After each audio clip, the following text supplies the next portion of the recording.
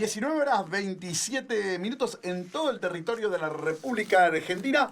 Momento de hablar de una de las películas más exitosas de la historia del cine internacional, multipremiada, ganadora de varios Oscars y una de las más taquilleras también de la historia. Hacemos referencia a Titanic, una película que es del año 1996, protagonizada por el gran Leonardo DiCaprio, que fue, quizás su trampolín a la fama. Chicas, para hablar de esto la tenemos a Virginia, a Sofía y a Juliana. ¿Qué escena de la película le pareció más emocionante o impactante? No sé quién va a hablar de eso. Por favor, acérquense al micrófono. A mí una parte que me gustó mucho fue cuando se estaba hundiendo el barco y como que habían dos señores, una pareja de señores, que fallecieron juntos, abrazados. Y eso es como... Eso ya hacia el final de la película. Claro. Virginia. Para mí la parte más importante y es como una escena súper representativa de la película es cuando Jack y Rose están en la proa del barco y Rose dice, Jack, ¿puedo volar? Sí, la verdad que la imitan mucho por ahí que viajan en barco, como se sacan fotos, ¿sí? ¿Sofía? Para mí, la parte que me gustó... Sí, por favor. Es cuando se está hundiendo el barco y los de la orquesta estaban tocando. Bueno, es como que dejaron todo en sí y se pusieron a hacer lo que les gustaba. Como que representa el amor por la música. Es decir, me voy a morir, pero voy a seguir tocando. Claro. ¿Sí? Bien. Eso es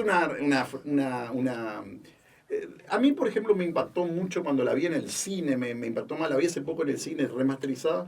Un bebé congelado. Sí, la verdad que eso me pegó más que cualquier cosa. Bueno, chicas, ¿cómo describirían la relación entre Jack y Rose? ¿Qué creen que los unió tan rápido? Y para mí porque tenían como...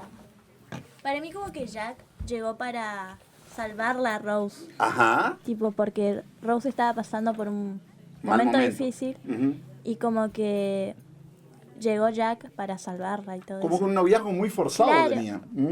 Sí. ¿Y él cómo ganó el pasaje? Con una apuesta. Con una apuesta, en un juego de cartas. Sí. Bien. Jack era de clase trabajadora y Rose era de una familia que pretendía ser de la aristocracia, ¿sí? ¿Algo más respecto a este punto? No, eso, o sea, como que él la salvó, me decís vos, Juliana, ¿sí? Bueno, ¿cómo tuvo Jack? Bueno, hablábamos recién, me adelanté. ¿Cómo tuvo Jack el pasaje para la embarcación? Decilo, Virginia. Jugando una partida de póker y ganó el pasaje así. ¿Se podría decir que se ganó el pasaje a la muerte o es muy dramático decirlo así? Fue como... Por suerte y creo que terminó mal esa suerte. Conoció el amor. Claro. Pero fue muy efímero ese amor. ¿Sí? Bueno, la película muestra diferencias entre las clases sociales dentro del barco. ¿Dónde creen que se notan mucho la diferencia? Para mí, en lo que más se notaba era que cuando sucedió el conflicto, los de la tercera clase estaban en lo más fondo del barco y cerraron las puertas y casi todos ellos quedaron ahí adentro y no tuvieron la oportunidad de salir. Le dieron prioridad, porque decían prioridad los chicos y las mujeres, pero le dieron prioridad a los de primera clase. ¿Sí? Eso es muy significativo. Bueno, ¿qué personaje secundario les llamó más la atención y por qué, chica? El marido de Rose. ¿El novio sería? Sí. O el novio que, claro, el que se había comprometido con ella. Sí. ¿Por qué te llamó la atención? Y porque como que... No sé cómo decirlo. Era un tipo violento. Claro. Sí. Hay una escena muy, dentro del drama, algo divertido, que él le quiere sobornar en un momento para poder subirse a un bote salvavidas. Lo quiere sobornar, pero ¿para qué iba a agarrar plata el tipo si el tipo se iba a morir? ¿Sí? Por ahí cosas que uno dice dentro de la tragedia. ¿Se imaginan estar en un momento así, chicas, o no? No. No. A ver, ¿qué sintieron cuando la vieron por primera vez? Porque para mí, al principio es todo feliz, así, el amor de Jack y Rose, pero cuando se empieza a hundir el barco, vos como que pensás, ¿no? Que no se hunda, pero vos ya sabés lo que va a pasar al final. Porque esto está basado en una historia real. Sí. El romance entre Jack y Rose es una historia ficticia, pero ambientada dentro de una historia real que fue el hundimiento del transatlántico Titanic en el año 1912. Que en su primer viaje, bueno, ¿por qué se hundió, chica? ¿Contra qué chocó? Contra un iceberg. Contra un iceberg. Como que se confió mucho el capitán, ¿puede ser o no? Sí. Y ¿cuál fue el problema que lo relatan ahí? La velocidad era muy alta. Porque el tema es que el capitán quería llegar a Estados Unidos en tiempo récord. Por eso que iba a una velocidad mayor de la permitida. Y una pregunta que se viene haciendo, que se reflotó mucho en este tiempo. ¿Había lugar para Jack en la tabla salvavidas? ¿Qué creen ustedes? Hasta el mismo director de la película confirmó que sí había lugar, pero la película tenía que tener un final trágico, así que se decidió que Jack tenía que morir en el océano. ¿Qué opinan de Rose en este sentido? Y Julie. un poco hipócrita, la verdad. ¿Por qué? Porque si es el amor de su vida, yo... ¿Lo dejó morir, decís vos? Claro. O eso... Como que el mensaje también como que él da la vida por ella también. ¿Sí? Ahora, chicas, a ver, eso lo planteamos nosotros como algo que no sabemos en realidad. No sabemos si había lugar si se hubiesen salvado los dos. ¿Sí? Claro. Además, si no hubiese venido un barco que los salvara, hubiesen muerto todos congelados. ¿Sí o no? Sí. Bueno, ¿algo más que quisieron decir respecto a esto? ¿No? ¿Les gustó la película? Sí. ¿La recomiendan? ¿Se acuerdan la primera vez que la vieron? Yo era muy chiquita porque a mí me criaron con el tema de las películas. Fue muy impactante porque imagínate una nena viendo todo eso. ¿Cuántos años decimos que la viste por primera vez? ¿10 años? ¿11? Más chiquita. ¿Más chiquita todavía? Sí. ¿Y la entendías? Y me emocioné. Sí. ¿Te emocionaste? Sí. ¿Vos, Virgi? Sí, yo también era muy chiquita, pero como sos niño a veces no entendés Algunas bien, cosas. ajá. Pero te pone triste, digamos, cuando la gente está toda desesperada. Porque por ustedes quizás no salvarse. conocían la historia cuando la vieron. No, ¿Vos, Sofi? ¿Qué te acordás de la primera vez que la viste? Casi nada, pero sí. Casi nada, pero sí como que me chocó. Porque soy muy sensible en eso. Bueno. Chicas, ¿algún saludito que quisieran mandar? ¿Virgi? a mi mamá que está escuchando, a mi papá y mi hermano. Bueno. ¿Juliana? Un saludo a Chupa, uno a Aborto, que estás acá. Ajá, bueno. Y- ¿Para Chupa Joffre? ¿Para Chupita? Sí, para Chupita. Y para mi mamá. Para tu mamá. Bueno, un saludo muy grande también para todos. Sofi, ¿algún saludito? No, para todos los ¿Para tu que están hermano, para escuchando. Lucas? ¿No le van a mandar? No escucha. ¿No escucha? Bueno, entonces no le mandamos nada. Bueno, un saludo para todos nomás. Bien, un saludo para todos. Nadie le mandó. Ah, sí le mandaron a Nati Batagli. Bueno, muchas gracias, chicas. Muy bien, muy bueno el informe. Momento de nuestro segmento literario, una novela clásica del año 1930 y algo, porque murió en el 49, murió George Orwell. Se llama Rebelión en la Granja. Una de las dos novelas más famosas. La otra, ¿cuál es, Nacho? 1984. Que la vamos a hablar más adelante, ¿sí? Que es la otra, o quizás la gran novela de George Orwell. Chicos, para hablar de todo, bueno, lo tenemos a Ignacio y a Miranda. ¿Qué fue lo que más le llamó la atención de la historia y por qué? Y lo que más me llamó la atención fue cómo los cerdos ya, o sea, los chanchos, tomaron el poder de todo la granja.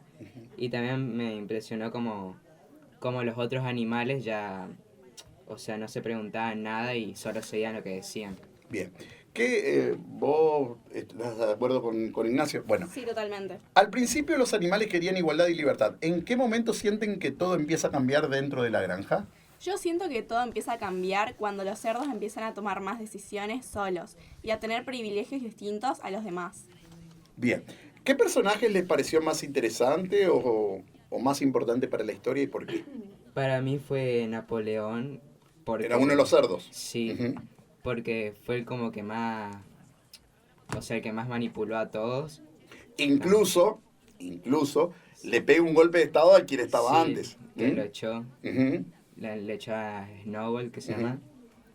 Y los otros animales lo seguían y listo. Bueno, lo de Napoleón y Snowball es una clara referencia Sí. a Stalin y Lenin. Ajá. O sea, en los inicios de la Unión Soviética, porque hay que decir que esta novela es una crítica a la conformación de la Unión Soviética, Ignacio. ¿Es así o no? Sí. Ujú. Y los animales eran como el pueblo Claro. de las personas que ni se... O sea, seguían todo lo que decía el gobierno y... Exactamente, ¿sí? Y bueno, y el ser humano serían como los zares, que tenían el dominio de lo que era la Rusia de aquel momento antes de la Revolución Soviética de 1917. ¿Creen que los animales terminaron viviendo mejor o peor que al comienzo? ¿Por qué? Yo creo que terminaron peor, Ujú. porque al final ya no había igualdad y los animales trabajaban muchísimo sin recibir lo que esperaban. ¿Vos, Ignacio, qué consideras? Sí, para mí también porque... porque la pasaban peor, Ujú. porque antes cuando estaban con el antiguo dueño... Que tampoco era que Sí. recibían buen trato. Sí, los trataban mal, pero después cuando los cerdos empezaron a tomar más el poder y todo eso, le empezaron a dar menos comida y todo eso. El objetivo, el proyecto era construir un molino. Sí, ¿Mm? Para, supuestamente con ese molino no iban a tener que trabajar más, o iban a tener que trabajar mucho menos. ¿Qué pasó con ese molino, Ignacio? ese molino lo habían destruido. Ujú. Primero lo destruyeron los propietarios anteriores. Sí. ¿Sí? Y después recuerdo que creo que fue también una tormenta, algo así, ¿puede ser? Sí. ¿Sí? Porque primero Snowball había Ajá. hecho todos los planos y todo eso del Ujú. molino y después se lo robó el otro, Napoleón. Exactamente. Bueno, y si ustedes pudieran cambiar el final del libro, ¿qué harían diferente en la granja? Yo cambiaría el final haciendo que los animales se den cuenta antes de lo que estaba pasando y vuelvan a un sistema más justo. Bueno, pero el tema es, hay también una discusión acá, porque decimos volver a un sistema más justo. ¿Vivían en un sistema más justo, Ignacio? No. No vivían en un sistema más justo, ¿sí? ¿Vos qué podés decir? Y sí, para mí, o sea que cuando los otros animales se empezaron a dar cuenta que los cerdos estaban tomando mucho más el poder que los otros, que hagan algo, o sea que digan que estaba mal y que podían cambiarlo, que cambiar las cosas ¿Vos lo leíste a principio de este año, puede ser, o lo habías leído el año pasado? este año. Este año. ¿Y vos conocías algo de la historia de la Unión Soviética antes de leerlo o no? No. ¿Y te interesaste en algo para poder saberlo o no? ¿O te interesaste en la historia nada más, Sí, Ignacio? en la historia porque me aparecieron varios videos que decían que estaba muy bueno. ¿Mm? Porque 1984 también Sí. es una clara crítica. Bueno, Orwell era muy antisoviético, ¿sí? Y bueno, era también una clara crítica. Y es una novela, en 1984 nos adelantamos, a lo que se llama distópica, es decir, habla Sí. del futuro. Una novela publicada en 1949, un año antes de su muerte, pero que está ambientada en el año 84. ¿Algo más que quisieran decir? No. ¿No? Miranda, bueno, ¿algún saludito que quisiera mandar, Ignacio? Bueno, a Diana, Bianca y Julia que no vino, que no se pudo presentar, no sé por qué. Estamos viendo a ver qué le pasó. Bueno, un saludo muy grande entonces también para Julia. Momento de hablar de un nuevo hecho histórico, el 164 aniversario de una de las principales heroínas, la primera generala de la historia del ejército argentino. Hacemos referencia a la gran Juana Azurduy. ¿Cuándo y dónde nació Juana Azurduy, Ornella? Juana Azurduy nació el 12 de julio de 1780, en Toroca, cerca de Chuquisaca, en la Intendencia de Potosí del Virreinato de la Plata, del Río de la Plata, un sitio ubicado en el actual territorio boliviano. ¿Cómo fue su infancia y su adolescencia? Hija de Matías Azurduy, un hacendado criollo, y de Eulalia Bermúdez, una mestiza, Juana creció en el campo, aprendiendo a cabalgar y a hablar quechua y aymara. Quedó huérfana a temprana edad y fue criada por sus tíos, quienes la enviaron a un convento, del cual se retiró por falta de vocación religiosa. ¿De qué manera adquirió su conciencia revolucionaria? La convivencia con comunidades indígenas y su experiencia de injusticias sociales la sensibilizaron desde joven. Junto a su esposo, Manuel Asensio Padilla, se unió a los movimientos revolucionarios, participando activamente en la Revolución de Chuquisaca en 1809. ¿En qué acciones militares se destacó principalmente? Juana lideró guerrillas en el Alto Perú, formando el batallón Los Leales. participó en batallas como la de Tarbita en 1814 y colaboró con el Ejército del Norte. Tras la muerte de su esposo, se unió a las fuerzas de Martín Miguel de Güemes, defendiendo el norte argentino de invasiones realistas. ¿Cuál fue el trágico destino de su esposo y de sus hijos, Ornella? En 1816, Padilla fue capturado y decapitado por los realistas. Su cabeza fue exhibida públicamente durante varios días, mientras que 4 de sus 5 hijos murieron durante las campañas militares, producto de diversas enfermedades derivadas de las pésimas condiciones en las que vieron forzados a situarse durante las luchas. Juana, embarazada de su 5ª hija, continuó peleando por la independencia. ¿Cómo fue su vínculo con José de San Martín? Aunque no hay registros de encuentros personales, Juana compartía los ideales independentistas de San Martín. Ambos lucharon por la liberación del Alto Perú y compartieron estrategias en la lucha contra los realistas. ¿Con qué rango militar fue condecorada? ¿Logró reconocimiento en vida o fue de manera póstuma? En 1816, Manuel Belgrano la nombró teniente coronel y le obsequió su sable en reconocimiento a su valentía. En 1825, Simón Bolívar la ascendió a coronel y le otorgó una pensión que recibió durante 5 años. Sin embargo, el reconocimiento pleno llegó póstumamente. En 2009 fue ascendida a generala del Ejército Argentino y a mariscal de la República Boliviana, por parte de los entonces presidentes Cristina Fernández y Evo Morales. ¿En qué situación económica y habitacional se hallaba al fallecer? Murió en la pobreza el 25 de mayo de 1862 en Jujuy, Argentina, a los 81 años. Fue enterrada en una fosa común, sin honores militares ni reconocimiento oficial. ¿Por qué su figura no es tan conocida popularmente en Argentina? Su historia fue invisibilizada por la historiografía oficial, que priorizó figuras masculinas y de raza blanca. Recientemente, movimientos feministas y revisionistas han trabajado para rescatar su legado y enaltecer su contribución a la independencia. ¿De qué manera su historia fue llevada al cine? La vida de Juana Zurduy ha sido retratada en documentales y películas, destacando su papel en la lucha por la independencia. Además, su figura ha sido homenajeada en canciones y obras teatrales que buscan difundir su legado. Y para terminar, ¿cómo colaboró el canal Paca Paca para que los niños conozcan quién fue? El canal infantil Paca Paca produjo contenidos educativos y animaciones que narran la vida de Juana Zurduy, acercando su historia a las nuevas generaciones y resaltando su papel en la independencia. Dentro de estas producciones animadas se destaca el programa La asombrosa excursión de Samba. Excelente, Ornella. Para los chicos les digo, en la biblioteca de nuestra escuela hay una biografía de Juana Zurduy escrita por el gran historiador argentino Pacho O'Donnell. Muy recomendable, muy recomendable para el que la quiera leer. Es altamente aconsejable. Está narrada como una novela. Es realmente apasionante y no se van a aburrir y les va a gustar mucho si es que quieren acceder a este tipo de lectura. ¿Algún saludito que quisieras mandar, Ornella? A mi mamá y mi papá que están escuchando la radio en este momento. Bueno, un saludo muy grande. Para los nombres, ¿podrías decirlo? Marcelo y Georgina. Bueno, Marcelo y Georgina, un saludo muy grande. Vamos a hablar ahora de una influencer muy conocida a nivel nacional, pero también a nivel internacional. ¿Es así, Maya? Sí. Hacemos referencia a Angie Velasco. ¿Cómo conociste a Angie Velasco y qué fue lo primero que te llamó la atención de su contenido? Yo la conocí por YouTube, tipo en 2020, 2019, y lo que me llamó mucho la atención de sus videos es que fue tipo sus vlogs, tipo las ideas raras que se le ocurría, ella los hacía, tipo... fue al Polo Norte, ella, tipo, en una serie, fue al Polo Norte en 2024, y eso me llamó mucho la atención. Bien.